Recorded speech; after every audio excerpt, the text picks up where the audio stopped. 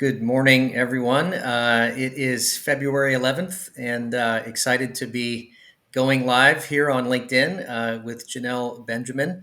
I'm going to give her the chance for a proper introduction in just a moment. But this is I think, our sixth Top Voice Tuesday, and couldn't be more excited for this conversation. If you're interested in watching any of the back episodes, those are all on my YouTube channel, Michael J. Lopez 9. You'll hear more about Janelle's YouTube channel in a little bit as well.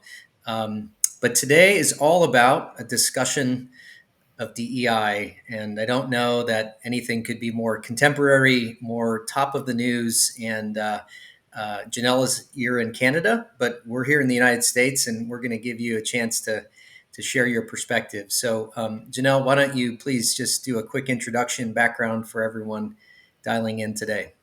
First of all, thank you, Michael, for having me on the show. I'm really, really happy to be with you. For everyone who doesn't know me, I am a diversity, equity, and inclusion practitioner up in Toronto, Canada.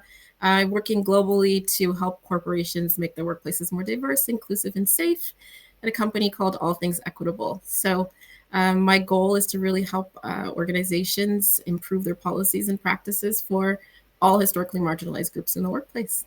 So that's a little bit about me. My background is in law, so I'm a trained lawyer, and got a family up here, kids, and all the things. So I'm on Treaty 13 for those who are curious, and my pronouns are she and her. Great, thank you. Thanks for sharing. So, for those of you dialing in, like normal, please use the chat. Let us know where you're watching from, and we'll take a question or two if we get the time to do it. But let's jump in, because I know a lot of people are interested in this conversation. But this is Top Voice Tuesday, and we always start with, how did you become a top voice, Janelle? You are a top voice like me. Tell us your story and how LinkedIn has kind of supported your journey.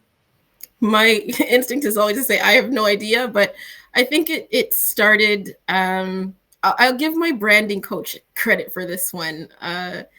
Right before I founded the company, I went through a branding exercise, and she said literally one thing to me that lit a fire under me and made me like a posting machine thereafter. And it was just, she says, if you're an expert in something, she says, how are you an expert? And I was like, I'm an expert in a lot of things. And she says, who knows it? And I'm like, Oh, wow. She says, expertise isn't what you know. She says, expertise is what you share. And I was like, oh, ding, ding, ding, like light bulb moment.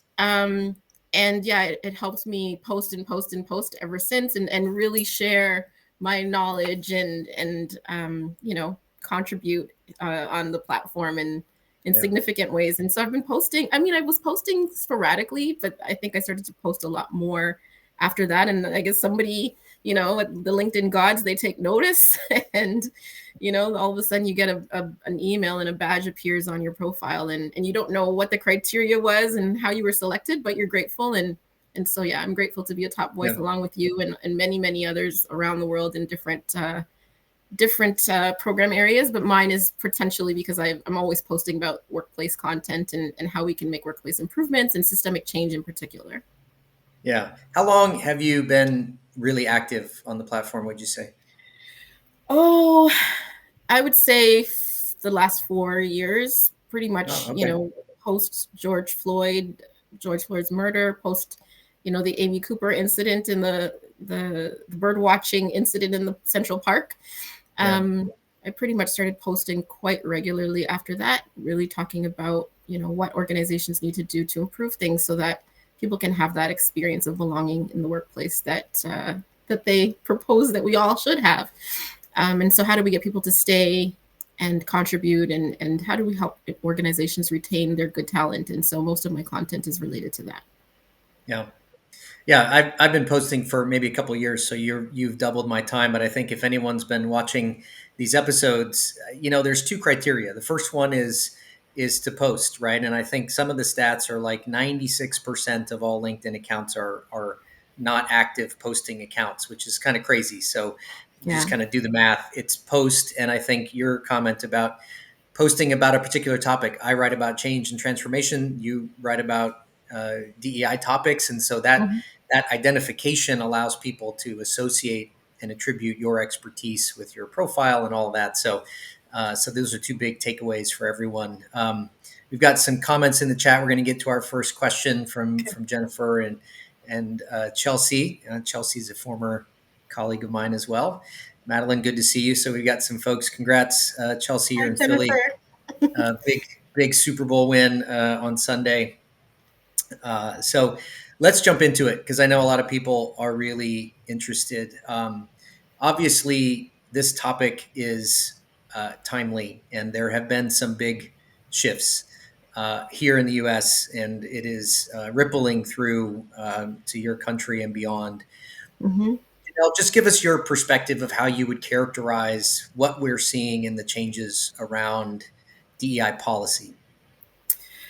I think what we're seeing is, what was sort of promised through, the U.S. election. I think Donald J. Trump is standing on his election commitments and doing what he said he would do. I don't see any sort of surprises there. I think the DEI landscape is certainly shifting in the United States. There's murmurings of, what do we do in Canada? Should we be shifting? But I don't think much is really changing up here, except that we're starting to shop and buy Canadian, and we're worried about the tariffs, and we're committed to not becoming the 51st state. But other than that, it's I think it's pretty much status quo. But I think the biggest shifts and things that we're seeing are just mostly related to the executive orders and the clawing back of significant federal initiatives directed towards diversity, equity, and inclusion programming. That is impacting a lot of my colleagues south of the border. They're losing contracts, they're losing clients. Clients are writing them all the time and withdrawing, pretty significant contracts to do the work that they do, not because they want to, but because, they've been ordered to do so. And so I think those are some of the bigger changes. People are losing their jobs. If they're in-house, people are canceling whole DEI programs. So I don't want to minimize it or make light of it, because certainly people are impacted, and I'm hearing of people losing their jobs as well. Yeah. On the government side, where we see the policies come down, clearly there's a more direct line of control between the political landscape into federal agencies, and it sounds like you've got some folks that are impacted by that. But there's a bridge to commercial companies that have their own discretion in some ways to respond maybe differently or in line. How would you characterize the corporate landscape as these changes are happening? How are companies responding? For the most part, I would say companies are responding, like Costco, where, if it's been a business imperative for them, and they've identified the need for this work, they see the business outcomes, they're continuing, right? They're continuing the work. They're saying, we recognize that improving diversity, having diverse suppliers, ensuring, representation of different communities, it's having an impact on our bottom line, and we're not stopping. And so a lot are just proceeding as normal. A lot are recognizing, we do need to understand, and address workplace harassment and violence prevention and complaints of harassment and discrimination.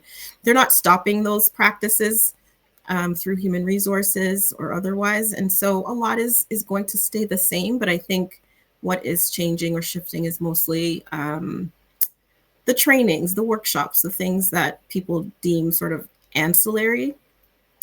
But, the systemic work, there's no way to sort of scrap it, right? I was listening to Selena Chauvin at a Black History Month event last week, and she shared, we don't really do DEI. We're not doing diversity, right? We're a diverse entity or we're not. We're not doing inclusion. We're either inclusive or we're not. And so it's not something that we're doing to organizations. So this idea that we're somehow scrapping DEI, it doesn't actually make a lot of sense or resonate with most companies. Yeah. So a question about this, because I think that you said a lot in there, which I think is really great. I'd love to pull it apart, because I think the acronym DEI is a bit of it's become a euphemism, I think, on some level for a broad set of things. You've mentioned training. We've talked about policy. We've talked about sort of workplace strategy. How has the phrase or that acronym sort of is it giving us a full understanding of what really the practice of DEI really is? Like, you know what I mean? I feel like there's a bit of a performative element to this Yeah, idea that we're going to stop all of this stuff. And there's certainly been some finger pointing at these kinds of policies in ways that are, that are kind of directing blame at certain things. Like, what right. are we making the conversation too simple by just saying we're either doing DEI or we're not? Does that make sense? Absolutely. I think it's an oversimplification, which is, not to disparage your president, but that's kind of what we see and expect from him. An oversimplification of issues, right? And he shares, that I guess the view that we're doing DEI work and it's just easy to just scrap it. But DEI work is about people, right? If you've got a people and culture department and you've got people working together in a building, and I said that in a recent post, you're going to have to address needs of diversity, equity, and inclusion in the workplace, right? As long as you've got two people working side by side, they're likely to have a conflict, right? So as long as you have to resolve workplace conflict, as long as you have to deal with complaints of discrimination or harassment, right? If you've got men and women working side by side or people of multi-genders working side by side, you're going to have issues of transphobia. You're going to have issues of hate. You're going to have issues of sexism. And all of those things are going to come up as long as you have people working side by side and collaborating on any given project. So you can't really scrap those things because organizations are still required under legislation, both sides of the border, to keep safe workplaces. And workplace Right. health and safety is part of DEI, right? And mental health and well-being is part of DEI.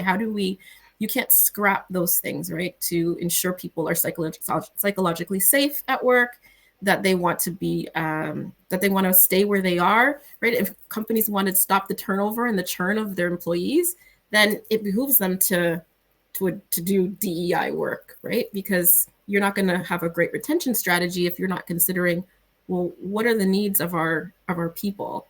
How are they? They're all going to be different, right? As long as people continue to be unique and different, we're going to need to understand those differences. And that's the work of DEI, right? It's understanding workplaces, understanding culture, understanding how it functions, and understanding how are we going to keep people and leverage their expertise and get them functioning and working in collaborative Yeah. ways. So there's no real way to eliminate that. It's going to be a language change, right? A language shift for practitioners like myself who, maybe I shouldn't hold myself as a DEI consultant. I can use the language that you used, transformation work, right? Because Yeah. that's literally the work. It's the work of systemic change. It's the work of cultural transformation. It's the work of workplace improvement, workplace Yeah. restoration, conflict resolution, anti-harassment, anti-discrimination. I mean, that is the work. Human rights. It's always been the work. And I think, I think we're just we're using an acronym. We're trying to do away with an acronym, right? And I think language evolves. It shifts Yeah. regularly, and that's just part of it. There's just so much in there that I think I really want to highlight is this idea of we have this problem a lot of oversimplifying complex concepts, right? And there's a reason for that. And our brains and everything that we internalize as people, we can only kind of handle so much, right? And so Mhm. there's shortcuts to conclusions. And there's an interesting parallel here, I think, to the way that our brains operate, which is this idea of how do I bundle a very complex set of issues and relationships into something that I can simplify to be able to understand, right? And Mhm. then, depending on my point of view, I either direct blame at that thing or I attribute goodness to it, right? And we can sort of talk about that. So I love this idea that it's an oversimplification.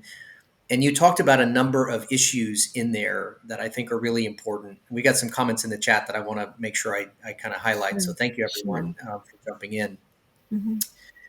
What I loved about what you just said was it's just about people, and as long as two people who are unique and different from each other in some way are working side by side, we have to address that uniqueness and that compatibility, which is really just how do we create better teams, right? And I'm not Right. trying to oversimplify that, Mm-hmm. but so as a practitioner, how are you thinking about how you need to shift in order to address the language conversation that's happening, but the work still needs to be done, right? Like, how Right. do we kind of pacify this reaction to some of the kind of loaded, emotionally loaded terminology to the idea that look, people still have to show up to work and get along? Yeah, I mean, I can answer that in a couple of ways. As a business owner and entrepreneur, I should probably do the smart thing and shift my language. But I'm a little bit of a rebel in that way. And so um, I don't know if I'm going to necessarily drop the words DEI just because other people think that I should. Um, but yeah, I think it would behoove a lot of organizations to potentially shift their language, talk about workplace transformation, improvement, continuous improvement, use the language of organization Right. to talk about the work that we do, right? Equity became sexy until it did the word equity.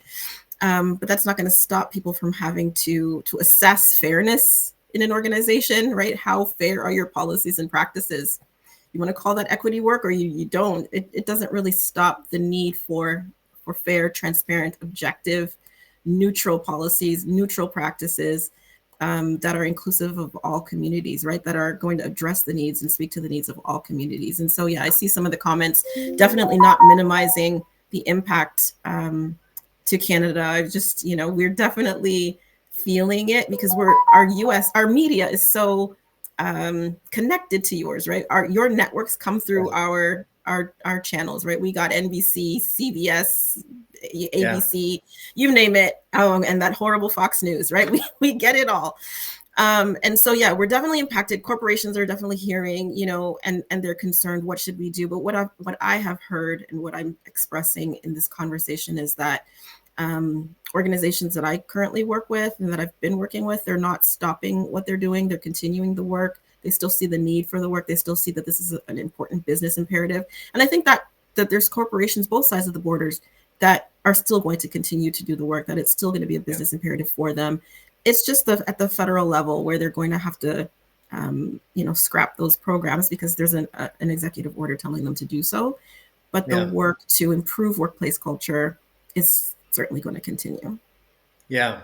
So I have another question in here. It's I think I really want to get to this idea of shifting language, which is important. But the Mhm. title of this conversation is the issues, realities, and questions. And what I love about what you've just described is, there's some realities, right? There's shifts in policy at the regulatory level that will have impacts in that community and potentially downward in terms of funding and contracts.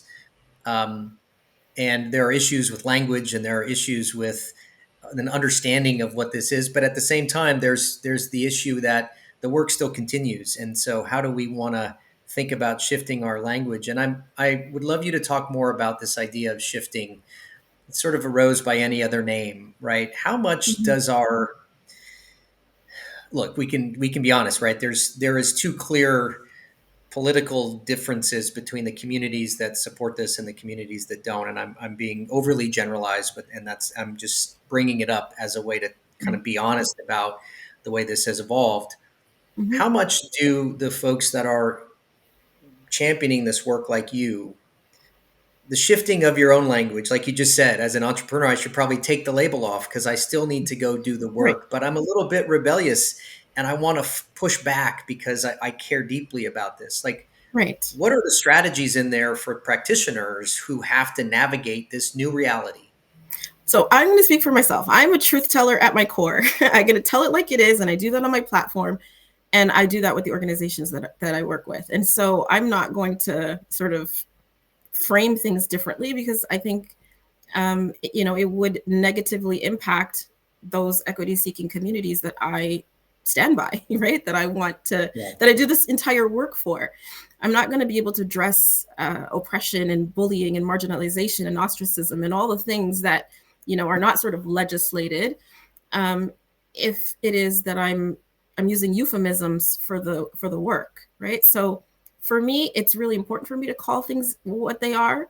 I'm working on behalf of people, women, people with disabilities, young people, older workers, people who are on the margins, Black, Indigenous, people of color, people from all walks of life, whether you're Latino, I'm dealing with issues of anti-Semitism, Islamophobia. I'm dealing with all the phobias and isms, right? Xenophobia.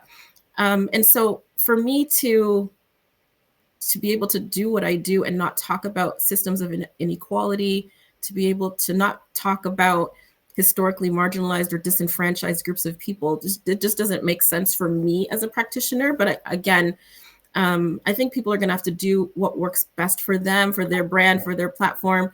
I would never propose to dictate to people what feels good for them. But what feels good for me is just to move in my authenticity and to do this work from a place of truth and justice, and really recognizing the need for equity. I would not have called my company All Things Equitable if I was prepared to, go through a company name change just 4 years after operating. So after opening.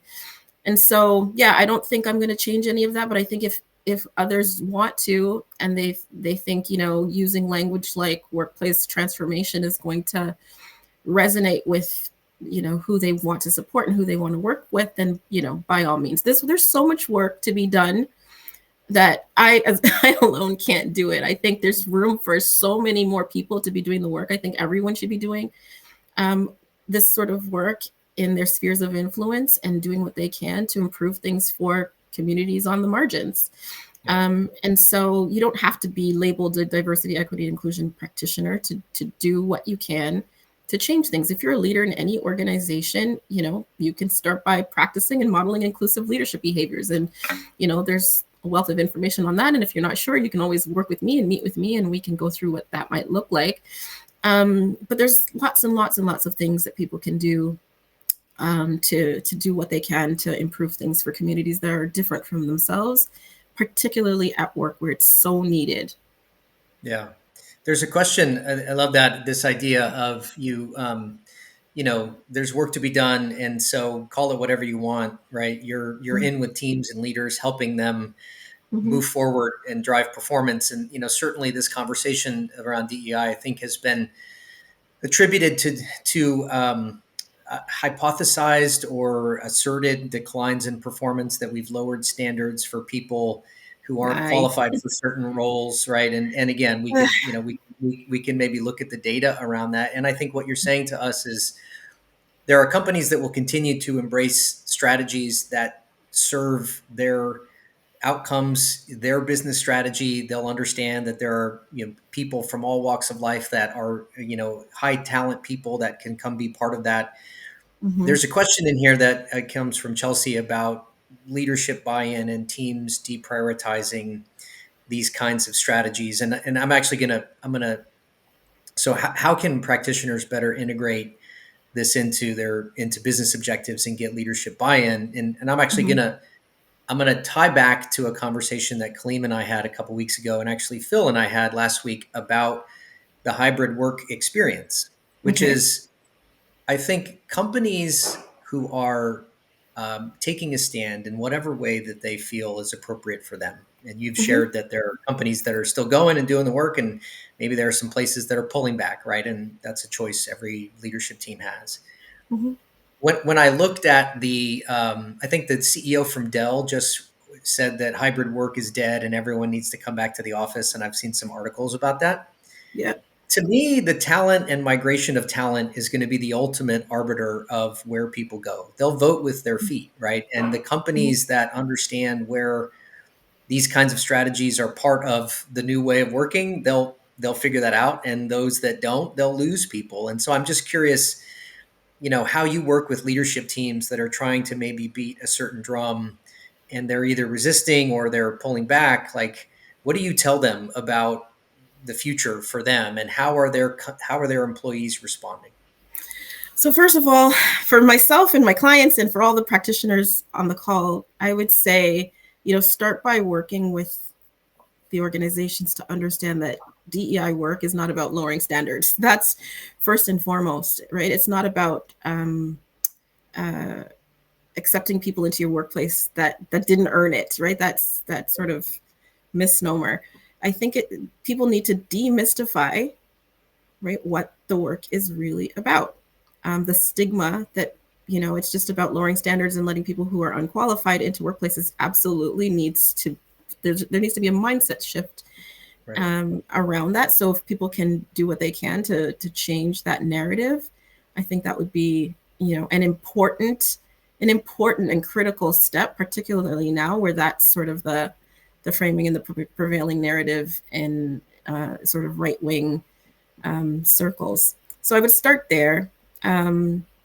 Certainly, uh, sharing data, right? Stats and information that can demystify that concept, right? The notion that people are wholly unqualified. DEI work isn't about accepting people who are unqualified into an entity. It's about ensuring that where all things are equal, they are eminently qualified, right? You start to look at other considerations. What are the historical factors for why we should diversify, right? Why should we hire differently?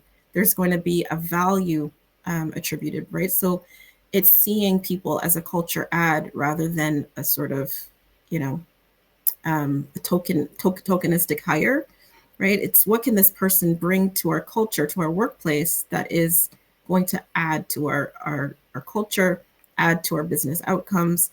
And so it's not about, getting entirely unqualified people in the door. So I would start there. What else is the question? How can they better integrate DEIB into business objectives? I mean, ensure that there's a framework, a plan, right? That they're not just hiring you to do workplace trainings, right? That they're actually committed to assessing their organization where they are, and developing a strategy for how they need to move forward. How can they operationalize this work, right? And so, do they need a diversity strategy? Do they need a retention strategy? Do they need a mentorship program? Different Right. organizations are going to need different things to ensure that people come from different walks of life and that they stay, that they stop the Yeah. churn. Um, and so, Yeah. yeah, convince them with data, right? Who is the most educated, right? In globally right now, right? Who is the global majority? Change your own language, right? So you're not talking about Black and brown people from a place of disadvantage. They aren't minorities. They're actually the global majority. And if you start framing your own language for your clients in that way, then you can convince them to, again, to have that sort of that buy-in that this work is important, and then constantly show them the outcomes, that this is good for Yeah. them and how. If you're not showing them how this is going to impact their teams, their workplace culture, their bottom line, their retention plans, their succession plans, if you're not showing them how all of those things are going to be improved by the work, then Yeah. they're never going to buy in. Yeah. I think there's a story that I tell, and look, I played football, and it's a big part of my identity and my experience. And um, there was a video years ago, but it's true, and I talk about this all the time. Is that the huddle, when you stand in a huddle with your teammates, particularly at the college level, we come from all over, right? Of Mm-hmm. different races, different political beliefs, different home lives, different values, different socioeconomic groups. And yet, when you're in that huddle, it is the most aligned experience you'll ever have, right? Mm-hmm. In this case, the men next to your left and right are your teammates that have a similar goal, that they have a similar purpose and a similar mission. And you hear a lot of this. I worked with the military for years, right? That's a similar kind of mentality, that you fight for the person to the left and right of you, and it's not about what you look like or what you believe. It's about what we're trying to achieve. And I, when Chelsea asked that question, I tell that story to leaders a lot, right? That that you can both be different and aligned at the same time, right? We can Mm-hmm. have differences, and there are no two brains that are the same. It's a fact. There are no two brains on human earth that are exactly the same. And Right. so, to your point, everywhere you go, there's difference. The question is, how do you get a group of people who are inherently different to line up against a common goal and a common set of values? And I think the one thing I'd add to your answer, which I love, is, to me, corporate values have never been more important. Mm-hmm. I have some clients that we're building. What do you stand for? And look, you have the choice. If you want to pull back, that's your choice. You run a company, you can do whatever you want. Mm-hmm.